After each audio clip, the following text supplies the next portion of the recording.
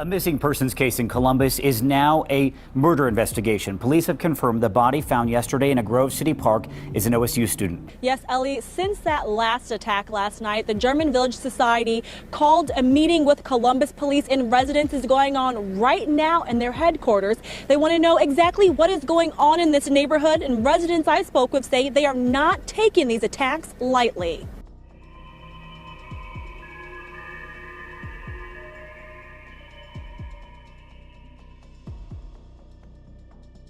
A true crime documentary, recreating a shocking case in Ohio that shocked the entire United States.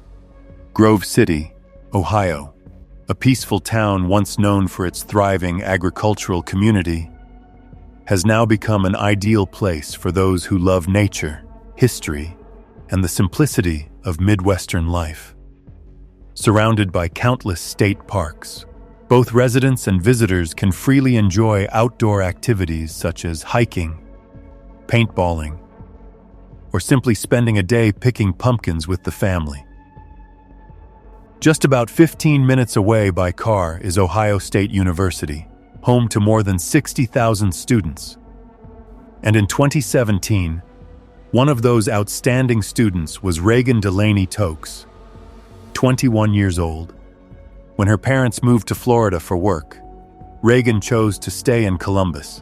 She didn't just love the place, she loved the journey it represented: dreams, freedom, and the future. Ohio State University was the only school she ever wanted to attend, and it was the only one she cared to apply to. That love began in childhood, when her father, Toby, took her to a Buckeyes football game. From that moment, she dreamed of becoming a part of it, and eventually, she made that dream come true. Reagan majored in psychology with a clear plan: graduate, work for a few years, then open her own practice to help others, especially those battling emotional wounds that no one could see. Reagan was a deeply emotional person who loved her family more than anything. She called her father her hero, her mother her best friend, and often jokingly referred to her younger sister Mackenzie as Gigi. She texted them every day, no matter how packed her class schedule was. Reagan's mother, Lisa, said her daughter had always been a ball of energy, cheerful, generous, and selfless.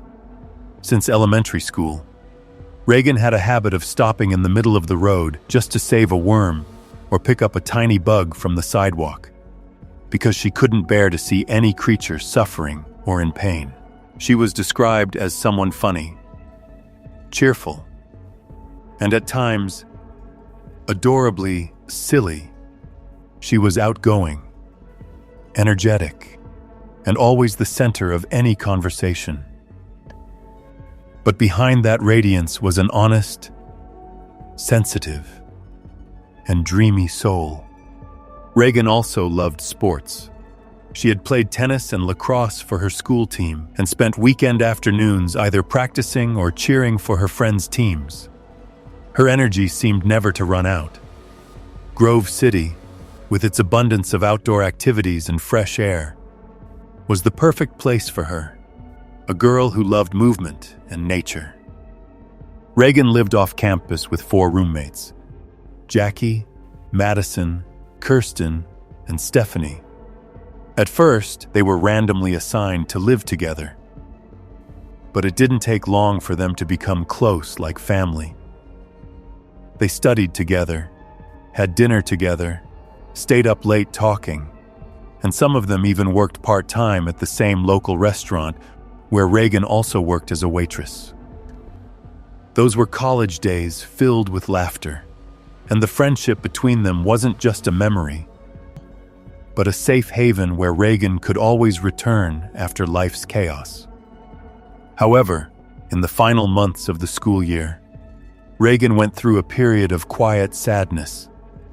She and her boyfriend Jake, whom she had been dating for a while, decided to break up on peaceful terms. There was no anger, no visible hurt, just a mutual realization that if they wanted to focus on the future, They needed to let go of each other in the present. Reagan wanted to devote herself fully to her studies, with the hope of graduating with honors and beginning a new life according to the plan she had laid out. Even after the breakup, Reagan and Jake stayed in touch, still texted and encouraged each other. And her roommates said that whenever she smiled at her phone, they knew it was a message from Jake. Was she sad? Of course, but she remained resilient. As her final year was coming to a close, Reagan posted a photo on social media of a special gift from her father. A picture frame meant to hold her future diploma. The caption was filled with pride and emotion. To her, it wasn't just a gift. It was a reminder of the long journey, filled with hope, effort, and the unwavering love of her family walking alongside her. February 2017. Just a few months left until graduation. Reagan entered the busiest time of her life, balancing school, work, and preparing for the biggest turning point of her journey.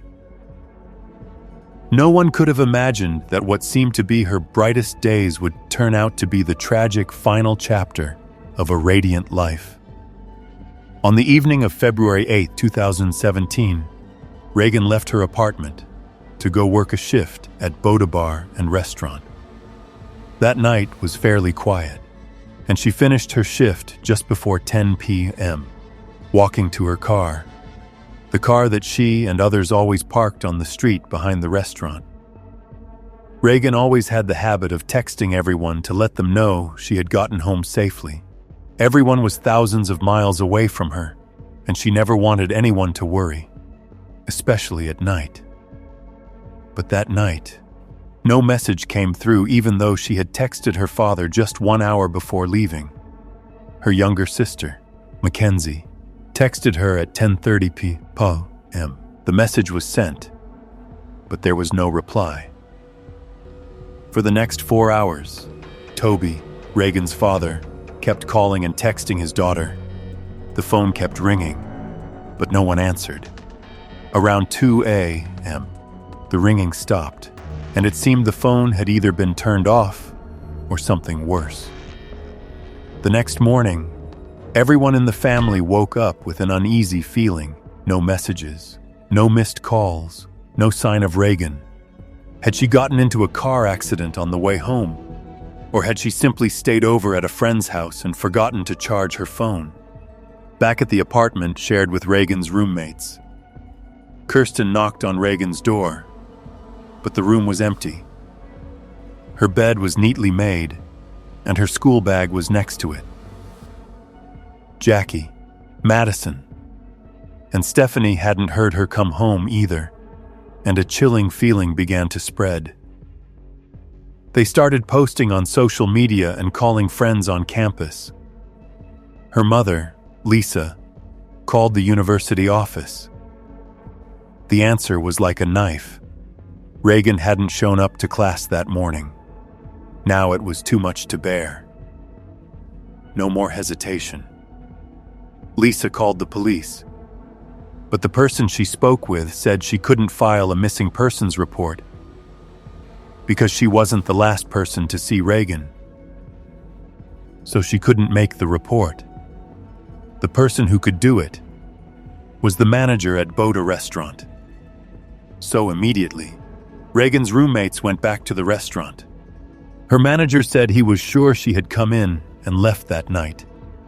And even though her car wasn't parked outside, there was evidence that she had left in that car. The manager didn't hesitate. He called the police and officially filed the missing persons report. So we had a employee leave work last night, and she has not been home. Her phone is off. Nobody can find her because she hasn't been home at all either. Her mom's been calling, looking for her. We can't find her car around work.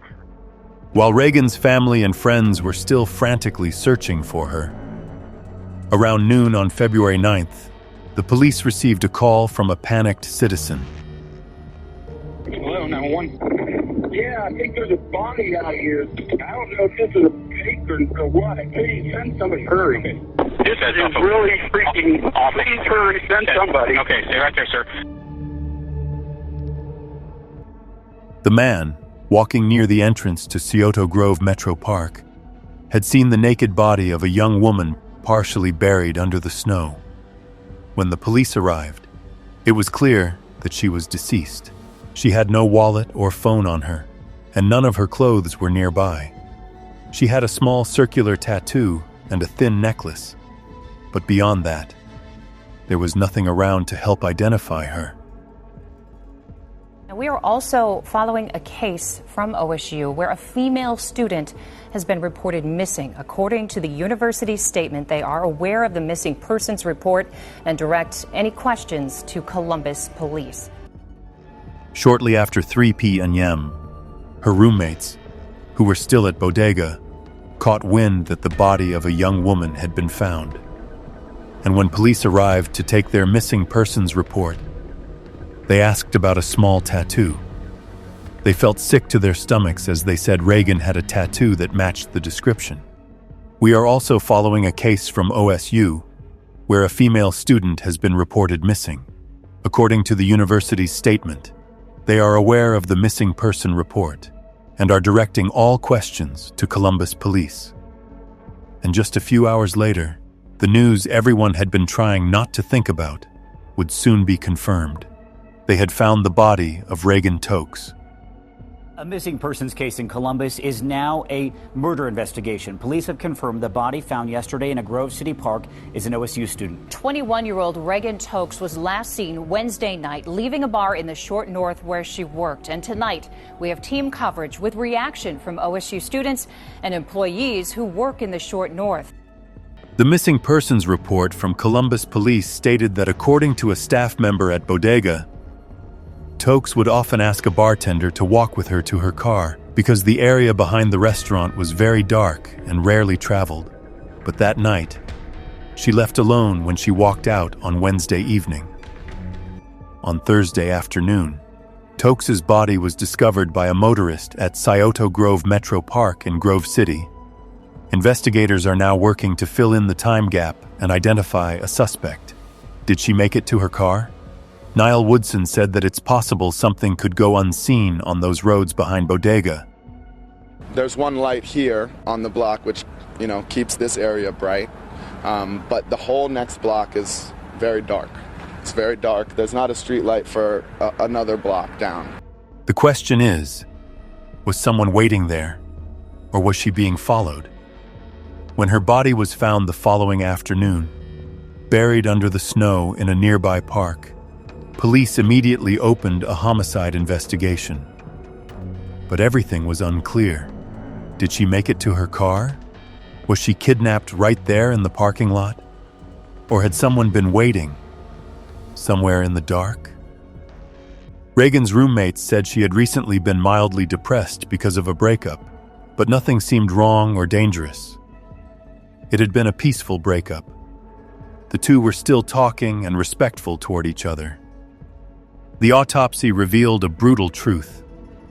Reagan Tokes was not only murdered, she had been raped, then shot twice with fatal gunshots, one to the back of the head and one to the right side of her face. The bullet was still lodged inside her skull.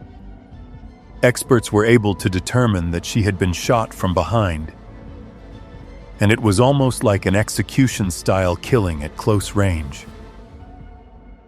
Police found no shell casings at the scene, which raised suspicion that she may have been killed elsewhere and then brought to Scioto Grove Park to be dumped. Each detail made the crime feel more cold and calculated. The news spread so quickly that police couldn't keep it confidential. This led to Reagan's younger sister, Mackenzie, learning that her sister had died through an Instagram post. Reagan's mother, Lisa, choked through tears and said, "She had no enemies. I can't imagine who could do something so cruel. She always lived for others."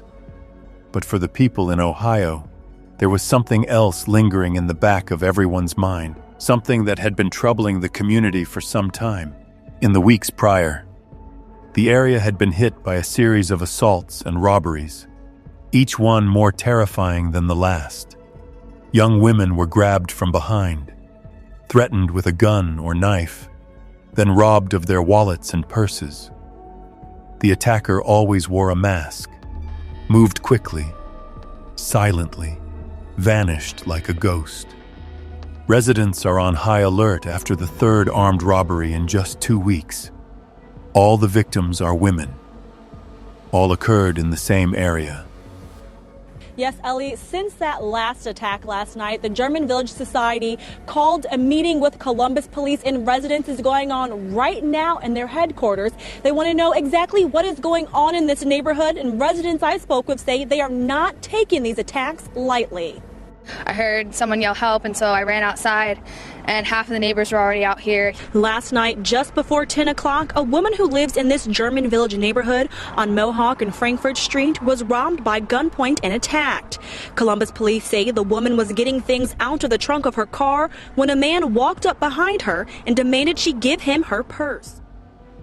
Police said they had not identified the attacker, and they also hadn't confirmed whether the incidents were connected. But was it possible that Reagan's murder was related to these cases?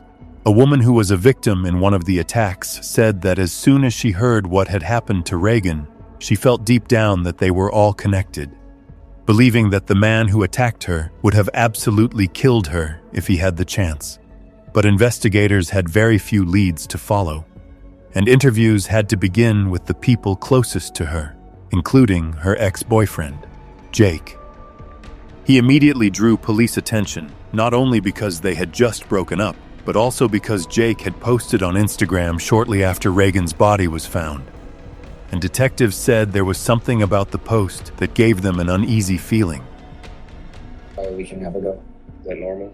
Well, not usually. I talk to her every day, but we're breaking out, kind of. It was just we didn't have time really for each other. We had to focus on school. She even said it in one of the texts. I mean, I'm one of her best friends. Okay, Jake, let me ask you this. Don't take this the wrong way. Okay. Why in the world would you write I put you in a better place? Well, can I see what I am? I was talking to her like she, I don't know, like she's in heaven. You just don't hear very often better place when somebody was living a good life.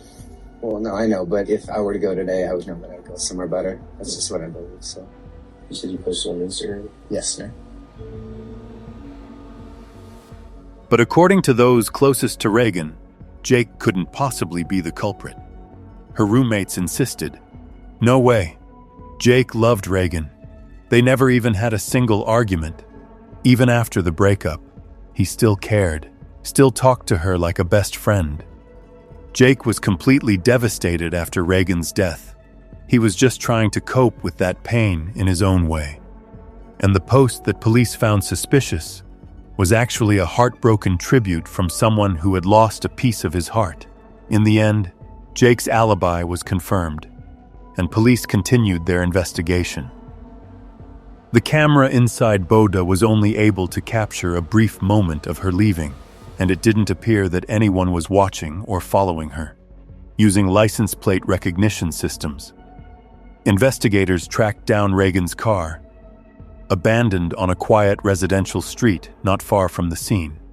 There were clear signs that someone had attempted to burn it, with cigarette burns and the smell of gasoline inside. But the attempt had failed, and police were able to collect some items. Several cigarette butts, a gas can, and a few ATM receipts were taken in for examination and analysis.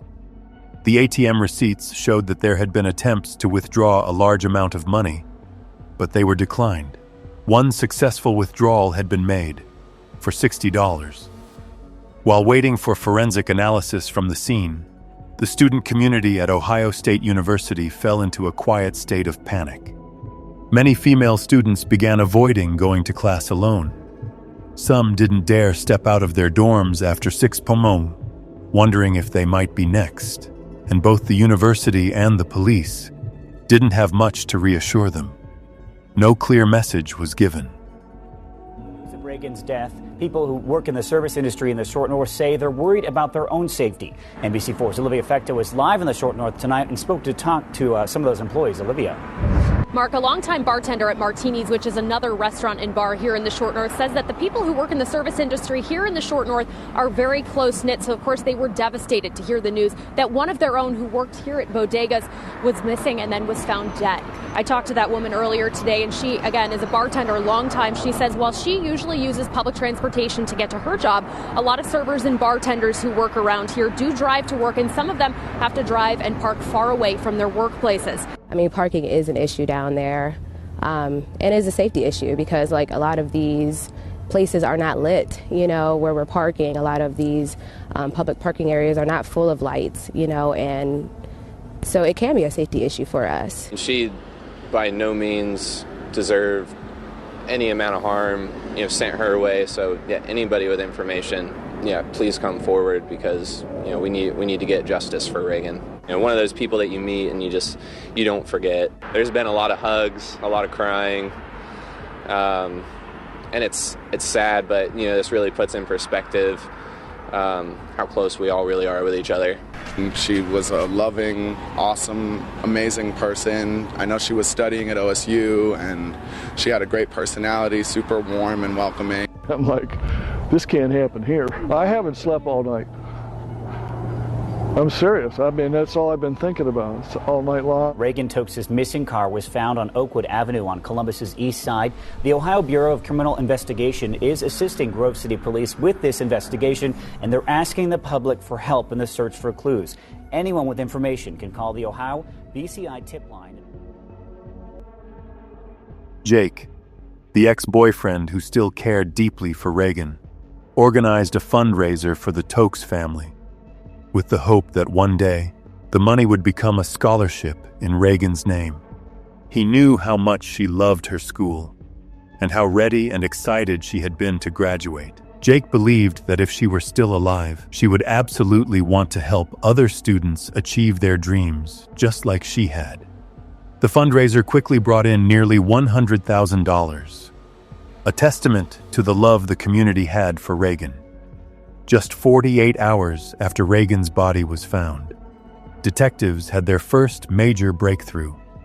Footage from surveillance cameras at various ATMs showed that it was Reagan herself who had made and attempted to make several withdrawal transactions during those times. And although the camera couldn't clearly capture who was with her in the car, police believed someone else was there, and that it was very likely Reagan had been forced to withdraw the money under threat. Not long after, police received the DNA test results from the cigarette butts that had been collected, and what shocked them was how quickly the identity was confirmed. But that could only happen if that identity was already in the police system. And indeed, the trace led to a 29-year-old man named Brian Lee Goldsby, a man with a long criminal history who had only been released from prison a few months earlier. Goldsby was a familiar name in the records of multiple police departments across different areas, and as investigators began to dig into his past, the truth became more and more disturbing. He has a criminal history since he was a child, and is now a convicted sex offender. The assessment shows that as a juvenile, he sexually assaulted children at a very young age. His crimes continued, and in 2011, he kidnapped an 8-month pregnant woman and her 2-year-old son. He used force and sexually assaulted the woman in front of her child, then forced her to withdraw money from multiple ATMs. He then forced the victim to drive back to her home, where he assaulted her once again, to cover his tracks. He made her shower and brush her teeth to eliminate any trace of DNA evidence before fleeing. He also stole several items from her house. Although there was enough evidence collected from inside the car to take him to trial, the victim was so psychologically traumatized that she couldn't bear to testify. As a result, Brian was offered a plea deal. Instead of facing serious charges including 2 counts of armed robbery, rape, and kidnapping, he only had to plead guilty to robbery and attempted rape. He was sentenced to 6 years in prison, but was released several months early. He then forced the victim to drive back to her home, where he assaulted her once again. To cover his tracks, He made her shower, brush her teeth, to eliminate any trace of DNA evidence. Before he also stole several items from her house. There was enough evidence collected from inside the car to take him to trial. The victim was so psychologically traumatized that she couldn't testify. As a result, Brian was offered a plea deal. Instead of facing serious charges, including 2 counts of armed robbery and kidnapping, he only had to plead guilty to robbery and attempted rape. He was sentenced to 6 years in prison, but was released several months early. Everything was connected. Although Brian's ankle monitor had recorded his full activity trail, what truly shocked everyone was the fact that the data from these devices was not sent directly to the police. Instead, the information was sent to private companies, the ones that manufacture and manage the monitoring devices, and it was their responsibility to forward the data to law enforcement. In Brian's case, this process was completely ignored. No one checked, no one intervened, and he wasn't even subject to any curfew orders despite wearing the ankle monitor. Data from Brian's ankle monitor showed that he had been present at every location Reagan passed through on that fateful night, starting with appearing right near her car. Every street, every ATM where Reagan had stopped, matched exactly with his route, and detectives were able to prove this using multiple surveillance videos. They even obtained footage of Brian purchasing the gas can, the very same one later found in Reagan's car. Even more chilling, the results from the sexual assault kit came back as a perfect match with Brian Goldsby's DNA. Without hesitation, at 4A, on February 11th, a SWAT team stormed his residence and arrested him on the spot.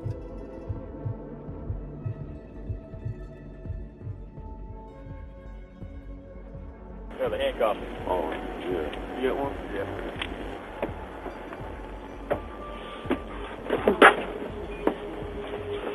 Got on you real quick.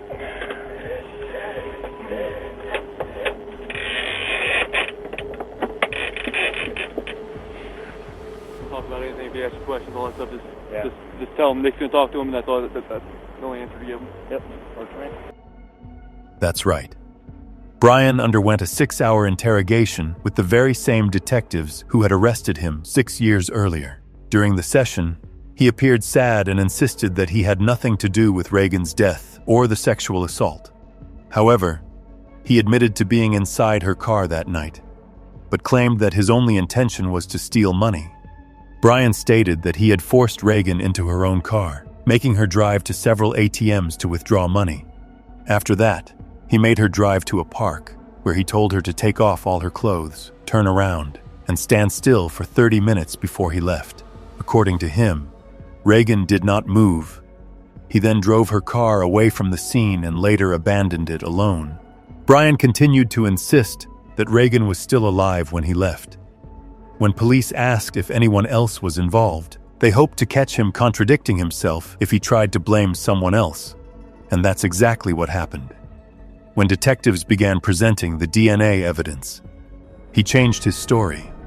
This time, he admitted to being present when Reagan was shot, but still denied being the one who killed her. He said it was all the fault of a man named TJ, someone he owed money to. Brian claimed that after getting the money from Reagan, he thought it would end there, but TJ forced him to rape her, before TJ pulled out a gun himself. Why did he do that? The detectives asked. Brian replied that he didn't know, only that TJ had threatened to hurt his children if he didn't obey. Brian said that during the ordeal, Reagan kept crying and pleading, "All I want is to live." He said TJ ordered Reagan to take off her clothes and walk into the field. When she turned her back, TJ fired one shot into the back of her head, then walked up close, stood directly over her, and fired another shot into the right side of her face.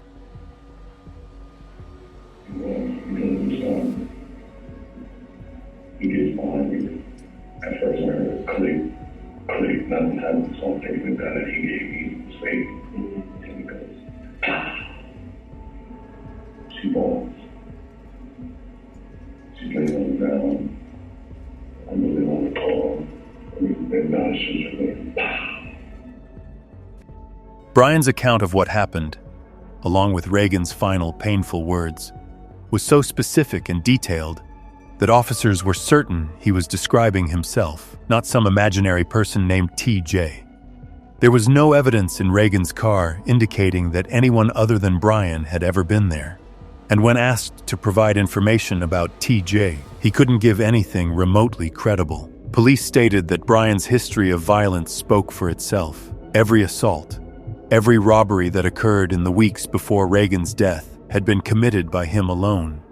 Even though they knew his story was absurd and convoluted, investigators pretended to believe it, hoping he would reveal more details. He told them where Reagan's clothes had been hidden, where the gun and shell casings had been discarded, and where her phone was. Lieutenant Brian Davidson, who was conducting the interviews, said that his eyes were pure evil. There was nothing there. Brian Goldsby, 29 years old, was charged with aggravated murder, rape, aggravated robbery, and the kidnapping of Reagan Tokes. Reagan Tokes. She was a fourth year in psychology here at Ohio State. The announcement was made on the Grove City Police Department Facebook page on Saturday morning. Brian Lee Goldsby has been arrested and charged with aggravated murder, aggravated kidnapping, and aggravated robbery. Goldsby has previously served time in prison for 1 count of robbery and 1 count of attempted rape. Police say they believe there may be a connection between Goldsby and recent attacks around the German Village area. And now our thoughts are with Tokes' family and her friends today as they begin to start their healing process. Although Brian continued to deny the crime during interrogations, while in jail he made 2 phone calls, one to his girlfriend and one to a friend. And in both, he confessed to everything. "I did it. I killed that girl for money," he said. Those confessions helped police piece together almost the entire timeline of events that took place on that fateful night. At 9:45 p.m., just as Reagan finished her shift, Brian forced her into her own car and made her drive to an ATM. At 10:02 p.m., Reagan stopped at a Chase Bank branch where she attempted to withdraw $500, but the transaction was declined. About 10 minutes later, the two arrived at Huntington Park, and security cameras captured Reagan once again trying to withdraw money, but failing again. From 10:18 to 10:30 p.m., Brian forced Reagan to stop the car in a dark alley, where he sexually assaulted her. After that, he made her return to the first bank to successfully withdraw $60. Between 11:12 and 11:41 p.m., a camera at a gas station captured footage of the pair appearing again inside the car. Sometime between midnight and 1 p.m., Brian took Reagan to Scioto Grove Metro Park. There, he forced her to remove all her clothes and walk into the middle of a dark field while she begged him over and over to spare her life. Ignoring her desperate pleas, he coldly shot her twice in the head, once from behind and once in the side of her face, then used her car to flee the scene. He drove to his girlfriend's house, and around 1:45 a.m., the two went to McDonald's together, likely in an attempt to create an alibi. Later, he dumped the gun and shell casings into a storm drain before unsuccessfully trying to burn the car. In one final, shocking detail, Brian gave Reagan's wallet to his girlfriend as a gift, saying it was an early Valentine's present. 1 week after an Ohio State senior was last seen alive, her friends and family are saying their final goodbyes. This service, this celebration of life, was a chance to focus more on the Reagan Tokes everyone knew and loved, and not so much on the sudden and violent way that her life ended. Friends describe her as an amazing, very loving, and happy person. From the church service in Maumee to a graveside service in nearby Perrysburg, Reagan Tokes was then laid to rest. All across Ohio, people have expressed feeling a connection to Reagan Tokes and her family. An online guest book includes many comments like this one from a woman in Grove City. Although I didn't know her personally, this story has touched my heart tremendously. My heart just aches for all of you, and even more so, Reagan. On February 15th, at the church Reagan had attended since childhood, her funeral was held. The space was packed. From close family and friends to people who had never met or spoken to her, all came to say goodbye to a young woman whose kindness and light could be felt through the story of her short life. At the same time, Brian appeared in court to hear the charges against him. Reagan's father, Toby, stood silently, watching him through the glass. He said he was both furious and so overwhelmed with emotion that his whole body was shaking. He was surprised he didn't have a heart attack that day. Toby said that as the truth about Brian's past came to light, the fact that he had escaped accountability for so many crimes was as confusing as it was shocking. They had a monster in their hands, under their control, and they let him slip away. The man accused of raping and killing OSU student Reagan Tokes has pleaded not guilty, despite his confession and all the evidence. Brian still pleaded not guilty, and preparations for the trial began. 3 months after Reagan was murdered, the moment she had poured all her effort into finally arrived, graduation day. But instead of a joyful celebration, it became a somber and heartbreaking moment for her family, her classmates, and the university where she had placed all her passion and hope. We will also never forget the classmates who were taken from us too soon, who helped us shape our hearts and minds. And the degree Bachelor of Arts upon Reagan Delaney Tokes. Reagan's family walked across the stage on her behalf to accept her diploma, a symbol of the relentless effort she had put in before her life was so cruelly taken. The entire auditorium rose to their feet, applauding without pause, to honor a student who had lived with a passionate heart and a spirit of kindness. In that deeply emotional moment, the family's statement was read aloud. Reagan had wanted to be a Buckeye since she was a little girl. Today, her dream has come true as she is awarded her diploma from The Ohio State University.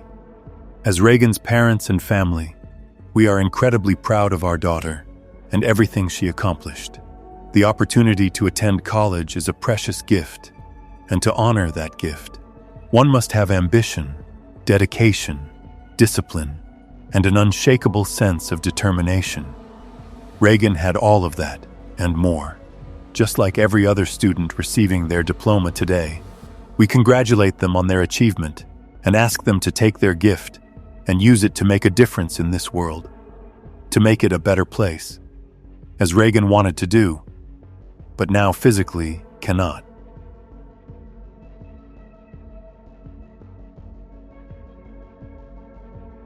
In mid-March 2018, Brian's trial began. Jurors began their day outside the courtroom. They were taken to the locations where investigators say Brian Goolsby, a convicted felon, kidnapped, raped, and murdered the Ohio State student. Prosecutors say today's jury view will help show the terror that Reagan Tokes endured on the night that she disappeared outside her job in the Short North. Jurors were also shown the locations of 2 ATM machines where investigators say Brian Goolsby forced Tokes to try to withdraw money. They stopped at the alley in Marion Village where prosecutors believe Reagan Tokes was raped, and Scioto Grove Metro Park where Tokes' body was found. A makeshift memorial was covered with a tarp during the jury's visit to the site. Solemnly swear the testimony you're about to give shall be the truth and nothing but the truth. Back in the courtroom, prosecutors called the witnesses who were first on the scene when the body was discovered. Also taking the stand were several of Reagan Tokes' roommates who described filing a missing persons report after realizing Reagan had not come home. And an undercover Grove City detective described finding the cigarette butt and burn marks inside Reagan Tokes' car. Prosecutors say DNA from the cigarette butt matches Brian Goolsby. The detective also described the initial interview with Brian Goolsby after his arrest. First couple hours he told us that he had taken Reagan into a car, had committed a robbery of her, he needed money, he took her to some ATMs, and then he said he left her naked in a field during a snowstorm. The defense focused on Brian's childhood, stating that he had been abused by his mother and had struggled with addiction issues. They also claimed that Brian had been sexually assaulted as a child, though the prosecution argued that his statements on this matter were inconsistent and unverified. His attorney further argued that the DNA evidence, both from Reagan's body and from the cigarette butts collected, was unreliable because it was matched against Brian's DNA from a separate case in 2010. She also attempted to suggest that Brian wasn't intelligent enough to plan such a horrific crime, stating with heavy implication, "Ladies and gentlemen, I submit to you that if Mr. Goldsby really wanted to get away with this, he probably wouldn't have worn a GPS monitor, and not only did he wear it, he charged it regularly. Clearly, he didn't want it to run out of battery." However, the prosecution firmly rejected that argument. Intelligence had nothing to do with it. He didn't act on impulse. He went out that night to hunt, and the prey he found was Reagan Tokes. We can track him at 9:45 p.m. at the precise place where she parked her car, and at gunpoint was forced into the car by him. And this device tracks not only location but speed, and within a couple minutes after 9:45, he's gone from walking about 3 miles an hour to moving at 25 miles an hour on 2nd Avenue after he kidnapped her and told her to drive to the bank where there was this attempt to withdraw, which was denied, $200, because there are limits on withdrawals at ATMs, as we all know. Eventually, $60 was withdrawn by Reagan Tokes, and it had a surveillance video of her at the drive-thru. You can see a shadow figure in the car with her. You can't identify who it is. But guess what again? At 10:32 p.m., that's exactly where Brian Lee Goldsby is, while she's withdrawing $60 from the bank. Later on, there's an effort to withdraw money from that location and a Huntington bank a short distance from there. Again, when those attempts were made, which were declined, Brian Lee Goldsby's at those locations. The state, as the defense, has this opportunity to tell you what we're going to prove. We expect to prove each and every one of those counts in the indictment and the specifications, and expect to prove them beyond a reasonable doubt. And expect also, in closing argument, to submit to you we have proven it beyond that standard. The verdict was delivered. We, the jury in this case, duly selected and sworn, find the defendant guilty beyond a reasonable doubt of count 1 of the indictment, aggravated murder. On the very day Reagan Tokes was supposed to turn 23, Brian Goldsby was found guilty on all 9 charges related to the horrific case.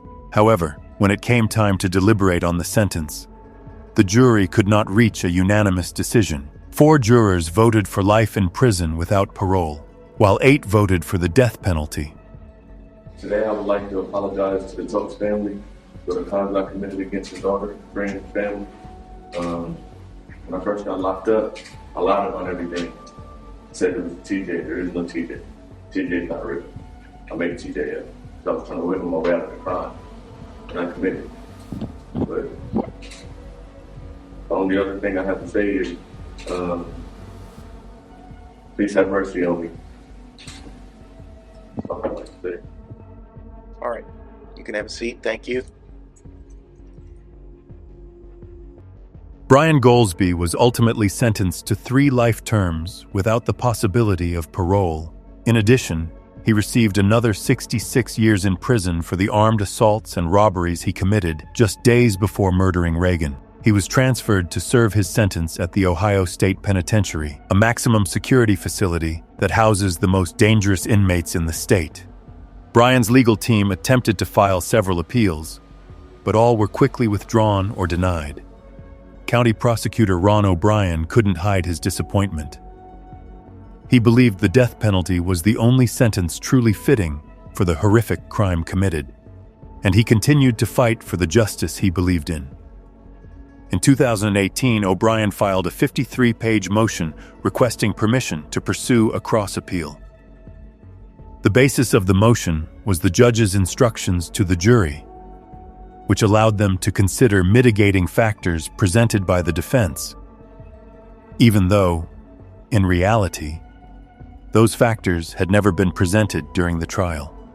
I think once the jury incorrectly hears that, then I think that that the state has proven that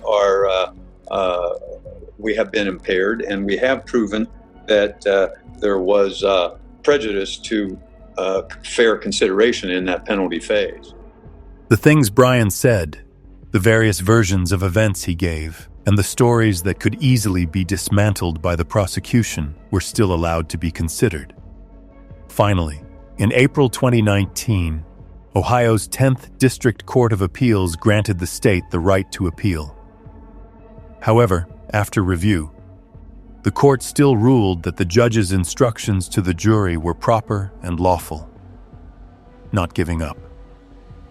O'Brien filed another appeal, but in the end, the Ohio Supreme Court completely rejected it, leaving O'Brien visibly disappointed. He filed yet another appeal, but to his frustration, the Ohio Supreme Court ultimately rejected that one as well.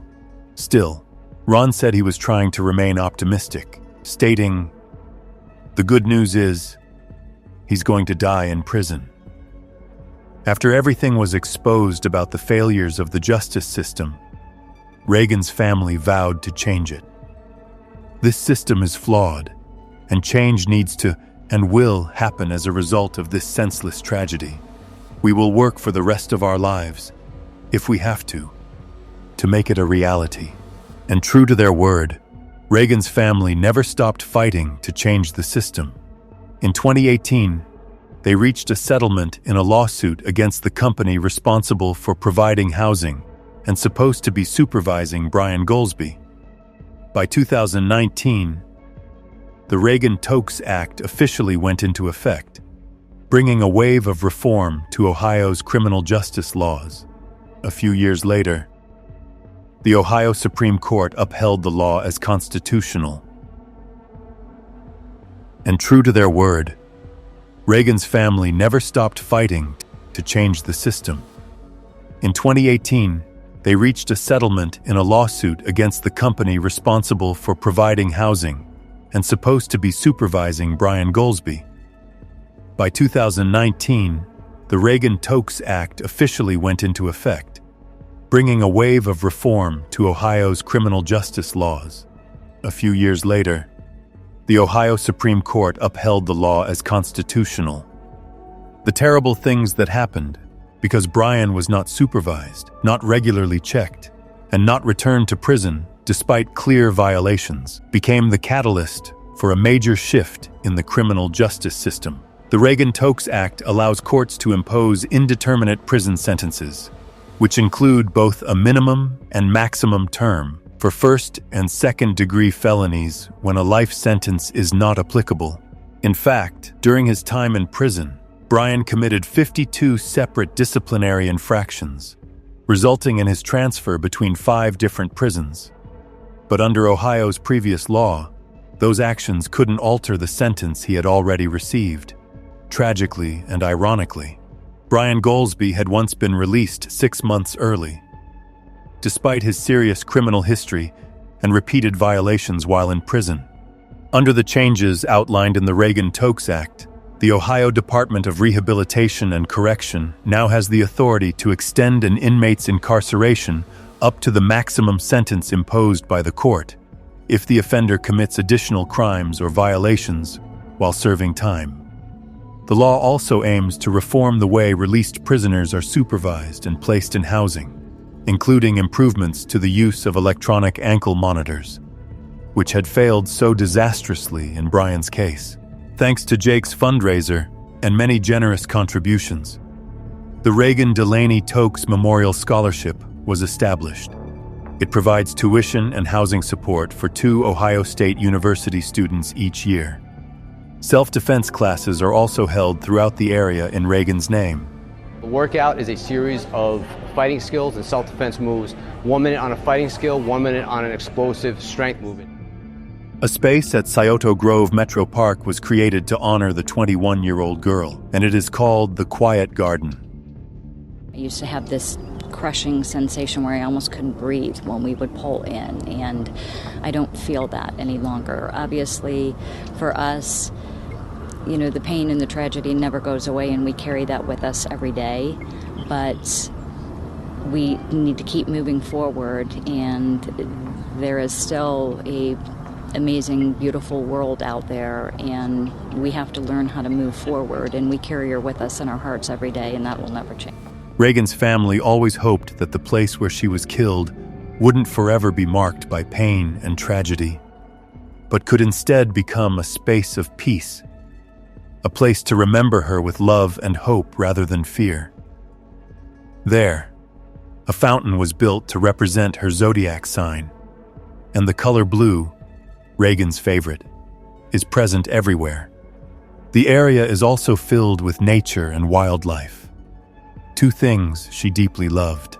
In addition, 5 Buckeye trees were planted, a tribute to her time as a student at The Ohio State University, which to her was simply the most beloved home. Reagan's ex-boyfriend, Jake, has remained mostly silent since her passing, but when he spoke about their first date, he shared a simple yet deeply meaningful story, one that perfectly captured Reagan's kind and compassionate nature. That day, we went apple picking. She saw a perfect apple way up at the top of the tree, and somehow, she was determined to get it.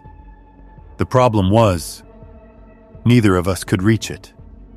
I came up with the idea to let her sit on my shoulders, but before I could even understand why she wanted that apple so badly, she had already stuffed it into my mouth and told me to take a big bite.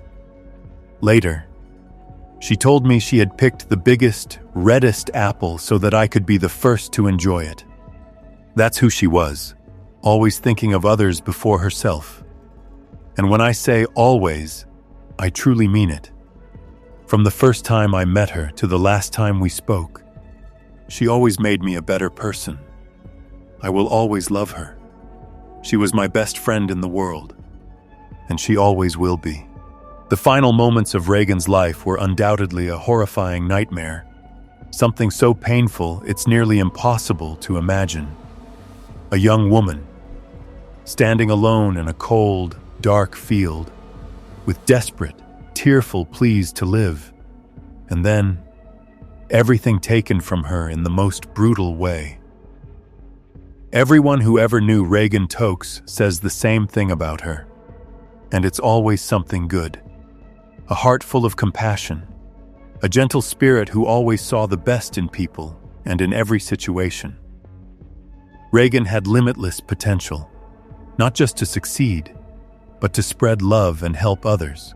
And perhaps it was her mother, Lisa, who said it best. A truth that rises above the tragedy. Love will always win.